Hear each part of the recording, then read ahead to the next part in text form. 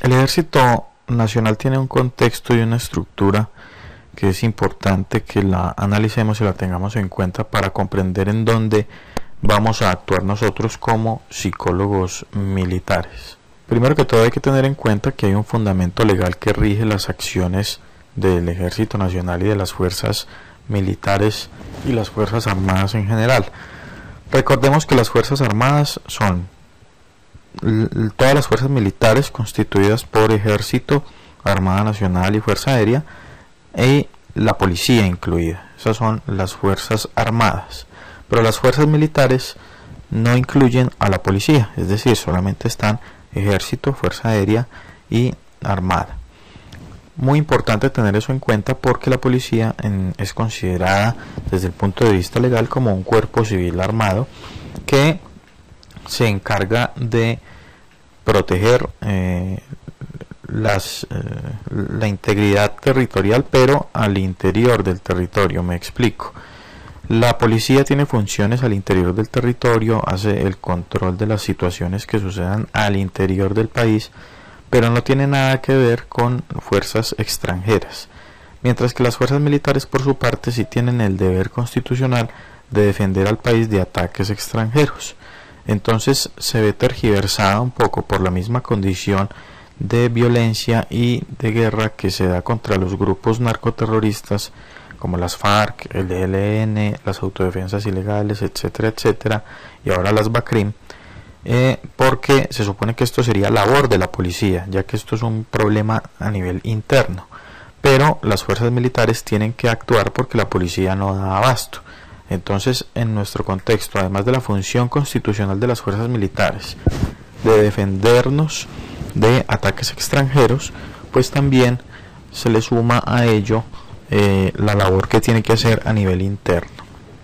El título séptimo de la Constitución Política de Colombia, en su capítulo 7, habla de la fuerza pública en dos artículos, en el artículo 216 y en el artículo 217. En el artículo 216 dice que la fuerza pública estará integrada en forma exclusiva por las fuerzas militares y la Policía Nacional. Fíjense ahí la diferenciación que hace entre las dos. Todos los colombianos están obligados a tomar las armas cuando las necesidades públicas lo exijan para defender la independencia nacional y las instituciones públicas. La ley determinará las condiciones que en todo tiempo eximen del servicio militar y las prerrogativas por la prestación del mismo. Por eso, aquellos que han prestado servicio militar tienen su tarjeta militar y aparecen como de primera línea. Son personas que han recibido entrenamiento y que en caso de un conflicto de carácter internacional, un conflicto armado militar con otra nación, entrarían a formar parte de las filas de las diferentes fuerzas para ser otra vez instruidos, ya que tienen el entrenamiento básico, y participar de este tipo de situaciones en defensa de la nación. Aquellos que están en segunda línea pues son una opción también para reclutar, pero habría que darles todo el entrenamiento militar básico que ya recibieron los otros. En el artículo 217 habla de las funciones que tienen las fuerzas militares. Dice la Constitución que en este artículo 217 la nación tendrá para su defensa unas fuerzas militares permanentes constituidas por el Ejército, la Armada y la Fuerza Aérea. Las fuerzas militares tendrán como finalidad primordial la defensa de la soberanía, la independencia, la integridad del territorio nacional y del orden constitucional. La ley determinará el sistema de reemplazos de las fuerzas militares, así como los ascensos, derechos y obligaciones de sus miembros y el régimen especial de carrera, prestacional y disciplinario que les es propio. De manera que ahí habla específicamente de las funciones de las fuerzas militares. Existe una misión y una visión que pertenecen al Ejército Nacional, específicamente hablando, porque es el caso nuestro en el contexto de esta asignatura y en el contexto de lo que vamos a trabajar. Y recordemos que ese direccionamiento estratégico comprende la misión, que es el objetivo primordial que tiene esta institución, y la visión, que consiste en el ideal a futuro. En la misión se reconoce que el Ejército Nacional desarrolla operaciones militares orientadas a defender la soberanía, la independencia y la integridad territorial, proteger a la población civil, los recursos privados y estatales para contribuir a generar un ambiente de paz, seguridad y desarrollo que garantice el orden constitucional de la nación.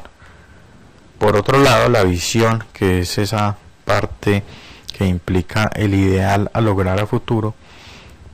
reza de la siguiente manera: un ejército legítimo, disciplinado, moderno, profesional, entrenado, afianzado en sus valores, con la moral en alto, capaz de neutralizar las amenazas internas y externas en el cumplimiento de su misión, contribuyendo a la construcción de los caminos de la paz y al desarrollo de la nación. Ese direccionamiento estratégico es muy importante porque es la guía, el documento rector que lleva a que todas las acciones se desarrollen de una manera unificada y estandarizada. Hay muchos objetivos realmente incluidos en el direccionamiento estratégico. Aquí encontramos 5. Uno es que la capacidad operacional tiene que ser fortalecida y la capacidad de respuesta ante las situaciones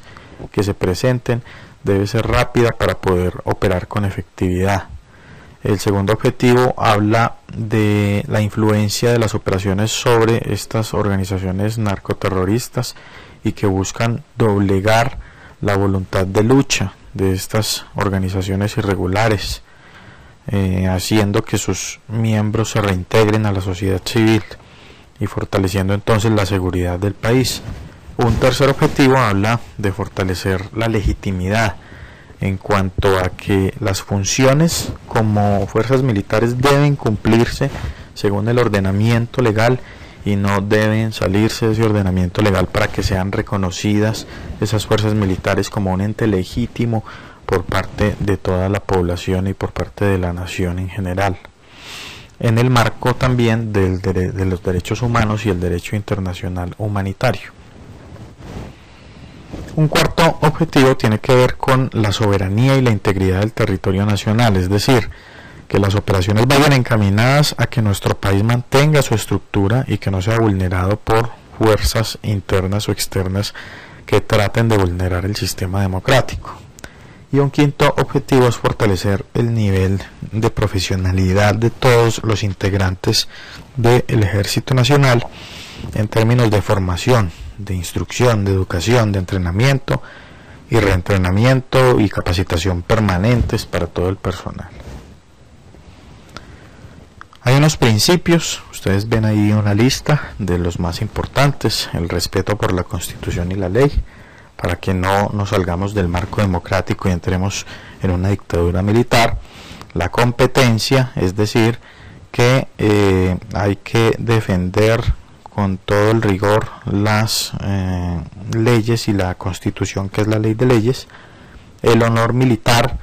que es esa forma de obrar en consecuencia y con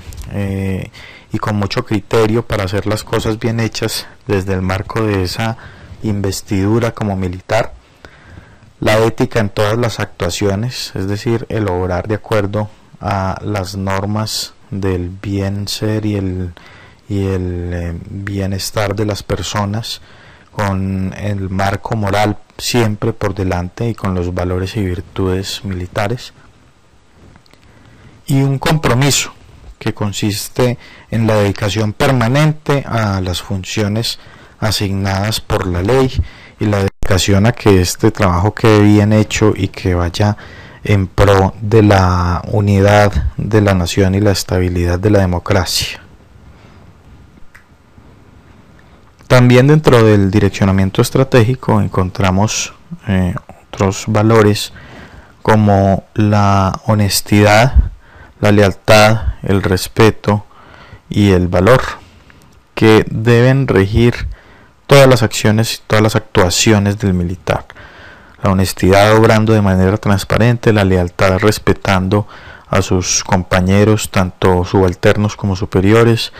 y la subordinación que se debe tener en estos casos, el respeto por la población civil, por los propios compañeros, por las fuerzas militares, por la democracia, por las estructuras estatales.